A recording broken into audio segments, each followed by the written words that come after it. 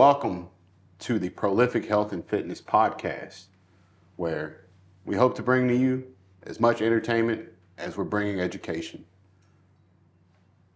Fortunately for you, I'm your host, Stan DeRee, with my co-host. And he is not a special guest because he will be a recurring guest. Hey. Dolan. Dummy. Hello. What's up, guys? So, before we get started, please stop honking. Before we get started, I would really like to say it's a pleasure to have you on the podcast. Yeah. First time, long time listener. Yeah. I guess the first thing I want to say is, I've known you for a little while now, and I still don't know how to pronounce your last name. My last name would be Rowan. R-A-U-E-N. It's like 3 vowels in a row, so that's really confusing. Most of the time, people say Raven. So I really have to, when I do my last name on papers, I gotta get that little U tail. Yeah. So they know it's Rowan, but then they still mess it up. Oh, all good. Yeah.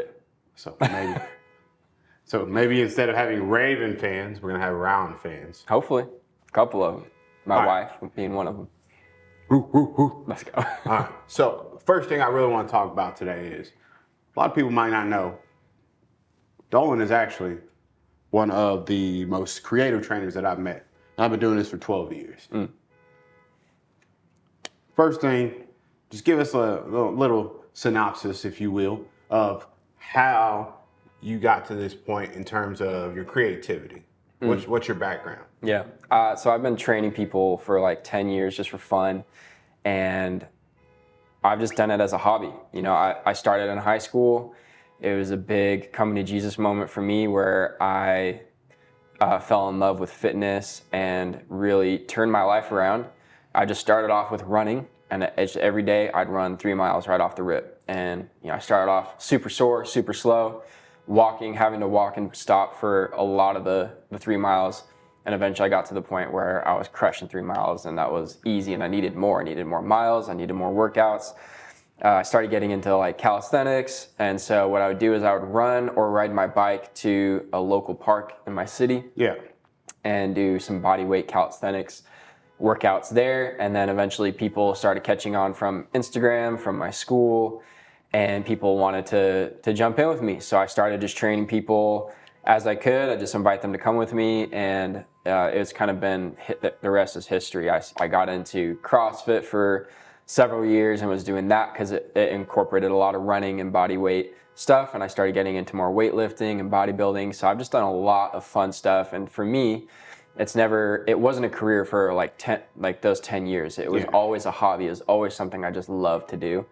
And so I just tried everything, and I always just did something that would keep it fresh, creative, something that would keep me engaged and make it more of a lifestyle for me, and something that I wouldn't get burnt out doing. So Absolutely. Yeah. It's kind of a different perspective because most people, they'll jump into training and they will immediately try and make it their job because the misconception is, hey, I'm getting paid to stay in shape. Whereas it was just a real passion project for you. And I would almost argue that you could pick up more knowledge with it just being passion first. It keeps it a little bit more pure to you. Yeah. Whereas the cloud of getting paid for this, it's a lot of trainers cut corners when it comes down to that, and you don't. Yeah. So it's one of those things I appreciate. Now, we've got this out of the way. You guys know Dolan now? Yeah. What are some client highlights that you've seen here? We could even spotlight a couple people. We'll just use first names.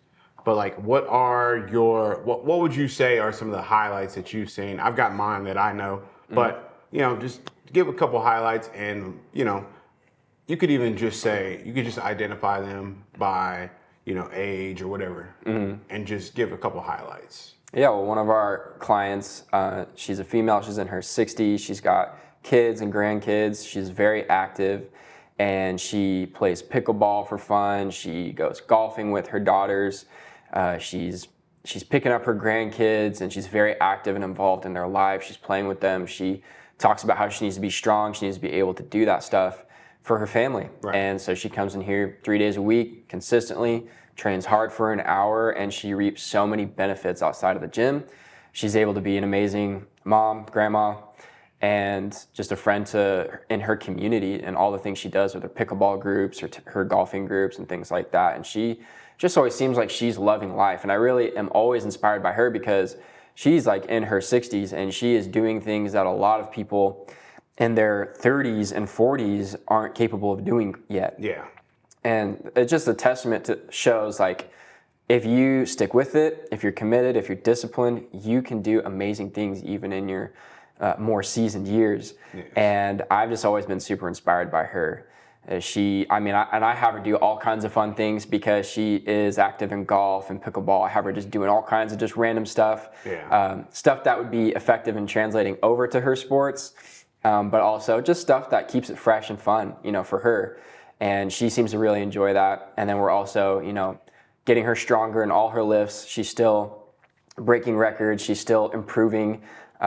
And she's loving it. So that's probably one of my bigger highlights that I am super pumped about. Yeah. So well, I figured you were going to go that route. And I mean, she's in her 60s, but she's in her late 60s doing this stuff. Right. Which is pretty much unprecedented. Yeah. Like, we've seen the twos and fews, but I don't think that we've seen it at this rate. Right. I would even say like some of the wins that we have are when people come to us and they've worked with trainers before, and it's just a case of like when someone has an ailment that's too big for the general population to kind of handle, they come over here. Yeah. And for us, because we're so research based, and because we have people here that have a medical background as well, it allows us to really take that and make these success stories actual success stories. And I mean, I got a text probably about a month ago from one of our clients. I'm not really sure of her age. She may be late 50s, but this lady moves like nobody I've ever seen before. And the fact that she wants to know so much information, and she'll ask me stuff where I'm just like, man, I've been doing this for 12 years. I've never been asked that question. Let me get back to you. Because I want to give her the best. I want to give her the best information. But the things that she's brought to us where she's like, man, when I'm doing a row, I've never been able to really feel my lats. I've never really been able to feel my hamstrings whenever I'm doing leg exercises. And we've been able to accomplish that for her in a very short amount of time. Oh. And it's cool because it's outside of the regular, hey, I want to lose 10 pounds. It's outside of the regular, like, man, I want washboard abs or whatever, right? Yeah. It's outside of those things, which, don't get me wrong, I enjoy those things too. However, these are things that are more so like lifestyle based. Yeah. And because of that, I think it allows for us to have more success stories than I've had in my career, training powerlifters and stuff like that. Yeah. It's like, you get a person to a meet, they're all happy about it. But seeing the lifestyle side of it, what's one win that we've had that you're like, damn, I didn't know that was, like, maybe I didn't know it was possible, but like, damn, that feels good to have been a part of that. I mean, I think there's this one person kind of talking on the like line of ailments and injuries and things that are maybe not so common. Is one of our clients has something in her hand and wrist that just prevents her from doing pretty much all upper body things. Yeah. And so we were able to, come up with some upper body movements that she was able to hit her upper body again. She can come here and crush legs all day. Yeah. But when it comes to upper body, it's very, very tricky, and we have to be super cautious. But I think because of what we do here, and honestly going back to the creativity, I was just able to, I was just like thinking, brainstorming, and just able to come up with some things that she'd be able to do that keeps her hands safe and still get her really good, effective workout. Yeah, is awesome. And that's some things that really encourage me. She's able to come in here and get some workouts that doctors would tell her, hey, like, don't do anything. You're not going to be able to do anything with your upper body again. Right. It's like, that's not the truth. The truth is like, no, we just have to think outside the box. We just have to think creatively. Yeah. And we can still get great workouts. We can still be active and healthy and fit even with some of those things that are outside of our control and outside of even the doctor's control, because things just aren't working. There's nothing that can be done, but we can think of ways to work around that. So Absolutely. yeah. I mean, and a lot of that goes to the fact that like we do kind of believe in the adaptive way of training. Yeah. Like there's always a way to train something. Now, if you got a pec tear or something like that, and it's like super near the insertion point, like I'm probably not going near that. Yeah. But if it's something where it's like, okay, like we can figure out an adaptive way to do it, Yeah. we'll figure out the adaptive way to do Absolutely. it. And so that was a really good one. I was actually thinking that too. I'm gonna say along the lines of somebody a little younger. Mm-hmm. I have never seen such a consistent kid in my life. Mm-hmm. We have a kid that comes in, and it's really hard for me to look at him like a kid because he moves so much like an adult already. Yeah. We have a guy, he's 17, but he comes in like 5 a.m. and then he'll do a good portion of the workout, but then he'll come in after school. Yeah. And he'll come in and crush the work. He'll come in and crush the rest of his workout. Yep. Along with the fact that like he's got all these other things going on, school, he works, like he's a pretty active kid. Mm-hmm. And it's funny because it's like, man, I actually learned a lot from him. I think that's a win in and of itself, is like having the mindset of like, I've always looked at life as if like there's anybody I can learn something from. I can learn something from a 2-year-old. But I've never seen someone so consistent in my life that young. Yeah. And there's times when I have to be like, hey man, you got to learn how to enjoy being young too, because life hits you, but I really like admire how dedicated he is. Yeah. And being able to see the change, because we've been training him for about a year, but like being able to see the change. He's gotten bigger. He's gotten bigger. He keeps getting taller. Mm-hmm. And I keep on saying, you know what, if I have to stand on a box to talk to you face to face, I will. But we're going to have problems. But no, like he's consistent, and he's a model for every kid that I think is training. 100%. He's going to go far. He is. He's coachable, and he's receptive to criticism, honestly. Mm-hmm. He's humble about it. He is. Good job, Mom and Dad. You guys know who you are. Mm-hmm. Give me another one. Yeah, I'm thinking of. We'll kind of go in the younger vein here. High school kids. We've got a brother and sister that come in here, and they kind of came in because they wanted to get some better training than they were receiving at their school. Yeah. Right. They came in and told me that their coaches. For sports, we're just like, go max out on bench press and squats.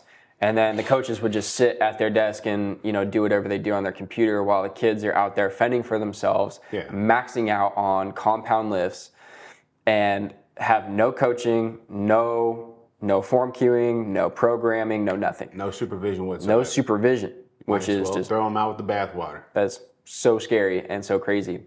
And so I've just been really inspired by them because they're even younger, 15 and 17. And they're just good kids, and it's cool to see, they're coming in here at 5, 6 a.m. in the morning. They're coming in the evening after school to get their workouts in. And I've already seen them progress so far. They've progressed so far in just a short amount of time. And so I'm just really encouraged that we're able to provide that service for them, that they're able to get some safe coaching, some effective lifting, and hopefully that it will, translate into better performance on the field in their sports, and hopefully into, college sports and, scholarships and things like that, and life. There's a lot of character building that we've done with them in here as well. Yeah. And that's also a super cool component to see taken in their lives from the coaches' side, because we're more than just guys who, all right, squat, do this number of reps, like we're pushing their comfort zones, we're challenging them to do more, and it does translate into their school, into their future adult lives. Absolutely. So. And I mean, even us as dads, we look at it and we're like, all right, I think we try to approach when we have our youth population in here. We try to approach it from a standpoint of like they're still kids. So we want to coach them through specific aspects. Yeah. Easy for you to say, pal. Specific aspects of the training, but we realize that we can't throw the kitchen sink at them when we do it. So Right. it's nice to see like how they pick up things individually and like how we can give them a different aspect of coaching where it's like I remember when I was a kid, I was pretty like timid when it came to like coaching and stuff like that because Yeah. it was just like at home I was getting yelled at. Yeah. I get out on the field, I'm getting yelled at. It's the same thing, but I would have been more receptive to, hey, don't do that. Like, try this. Yeah. And try this because A, B, and C. And just giving them kind of a pathway to follow so that they can train safely when they get to college or even as they continue their high school careers. I want to be able to provide something for them of value that they can take outside of here where they're like, Yeah. my coaches were pretty dope. And so 100%.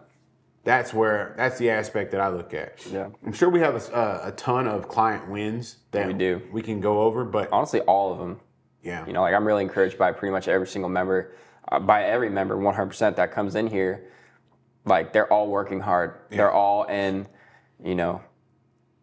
either they're all in a season of life where life is lifing, life is life.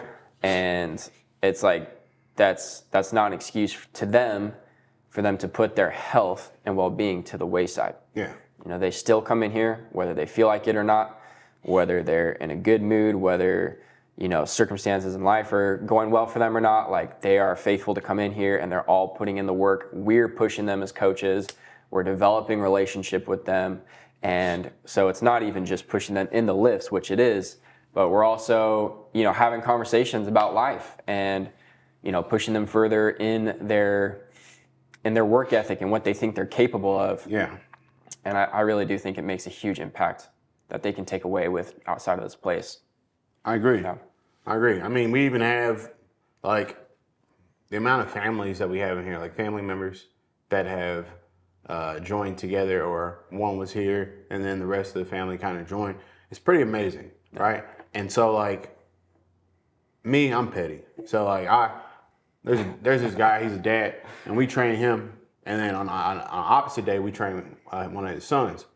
And so like it's funny because I always use the dad to push the son. Yeah. Because the dad's a badass. He is. So Yeah. then it does push him because he's like, man, he knows his dad's a badass. He knows. But it's like, man, I'll see one do a lift a certain way, like a seated row or something, and then I'll see the other one do it. I'm like, man, you pull just like your dad does. And he'll be like, oh, really? Like, because it's not that he's seen his dad do it. It's just they're built the same way. And his dad wanted him to get in here. His dad was like, I really like this place. I think these guys could do a lot of good. And it just so happens that he's getting married pretty soon. So I'm going to keep kicking his ass. Yeah. So he looks good for that Get wedding him day. swole on that honeymoon. Honeymoon. Let's go. You know what I'm Honeymoon, saying? honeymoon bod. You know who you are too. But just to kind of close this out, I would say, why don't you tell the people a little bit about like what training here or training these people mean to you after doing it for a hobby for so long? Okay.